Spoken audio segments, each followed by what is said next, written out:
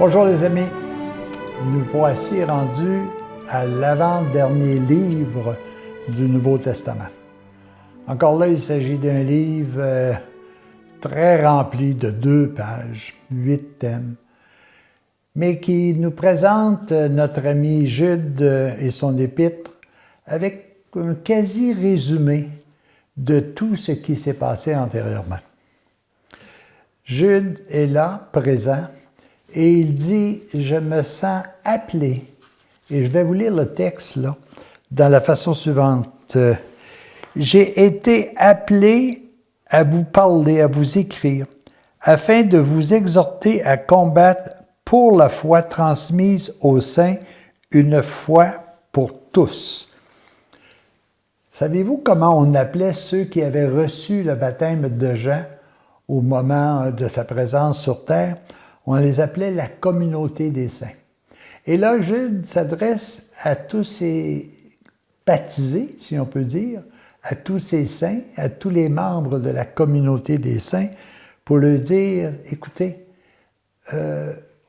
vous avez vécu, la communauté a vécu des choses extraordinaires qui ont été écrites dans le passé, qui ont été vécues dans le passé, et nous sommes rendus à la fin des temps. Et attendez-vous à avoir ce genre de démarche-là. Ce que je trouve un peu extraordinaire dans l'épître de Saint Jude, c'est qu'il nous fait un court rappel de toute notre histoire, en des mots très, très simples. Il dit, et là il va très loin, il va même à la chute des anges. Quant aux anges qui n'ont pas conservé leur primauté, qui n'ont pas conservé leur sainteté, ils ont quitté leur propre demeure. C'est cité comme tel ici. Et eux autres est arrivé le jugement, de telle sorte qu'ils sont venus s'enfermer dans les ténèbres de la matière. Ils donnent comme exemple Sodome et Gomorrhe. Ils disent, regardez, Sodome et Gomorrhe ils ont décidé de vivre dans les ténèbres. Ils ont été détruits. Ils se sont détruits. Ils se sont auto-détruits. Alors, je trouve ça intéressant. Après ça, il nous arrive tout simplement en allant un peu plus loin, puis en disant aussi, c'est la même chose aussi. Écoutez, les combats qu'on a eus dans le ciel avec Saint-Michel qui a décidé un jour de dire, tous ceux et celles qui agissent et qui pensent à la manière de Dieu, regrouperez-vous. Les autres, tout simplement, ils vont quitter parce qu'ils ne sentent pas leur place. Bien, aujourd'hui, nous sommes rendus, et c'est ce que je dis, nous sommes rendus peut-être à la même situation. Nous allons vivre des situations qui sont similaires, que les anges ont vécu, qu'Adam et Ève ont vécu, que tous ceux qui ont suivi le cheminement de Caïn ont vécu aussi. Et il rajoute, il exhorte tous ceux qui sont sur le chemin du retour vers Dieu. Alors, il dit tout simplement, les apôtres vous disaient, à la fin du temps, il y aura des moqueurs, marchant selon leur convoitise impie. Ce sont eux qui créent des divisions. Ces êtres n'ont pas d'esprit spirituel, n'ont pas l'esprit des valeurs que Jésus est venu nous inculquer. Ça, c'est bizarre, hein, parce que il me semble qu'aujourd'hui, on a un peu ce genre de personnes, ce genre d'occasions autour de nous. Et peut-être que même nous, personnellement, nous y participons. Peut-être en n'étant pas pleinement imprégnés des valeurs de Jésus.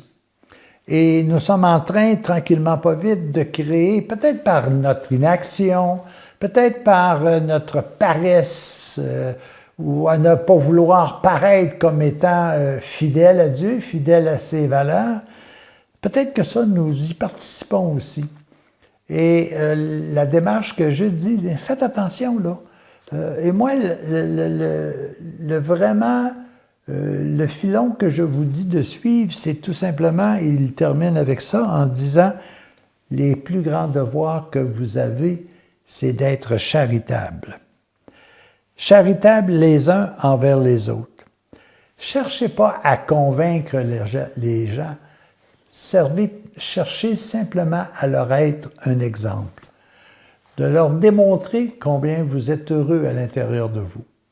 Quand ils seront prêts, ils viendront à votre suite appliquer les valeurs que Jésus est venu nous donner. C'est quand même extraordinaire de voir que nous sommes toujours à la fin d'un temps. Nous sommes toujours à la fin d'une période. Et c'est toujours, me semble, le même panorama que l'on voit. Nous voyons des gens qui vivent dans la paix, dans la joie, dans le bonheur. Nous voyons des gens qui vivent dans l'illusion. Et nous nous sentons bien souvent incapables de leur transmettre le message que l'on veut. Savez-vous pourquoi on n'est pas capable de le faire? Parce que ça ne se transmet pas par les paroles. Ça se transmet par des gestes, ça se transmet par des états d'âme, par des esprits nouveaux. Et c'est ce que notre ami Jude vient nous dire ici, en disant, n'essayez pas de convaincre, soyez simplement des exemples. Et quand les gens seront prêts à vivre les valeurs qui vous rendent heureux, soyez assurés d'une chose, ils le feront, car de toute façon, ils sont appelés à aimer et à être aimés. Les amis, merci à Jude de conclure un peu notre cheminement avec le Nouveau Testament.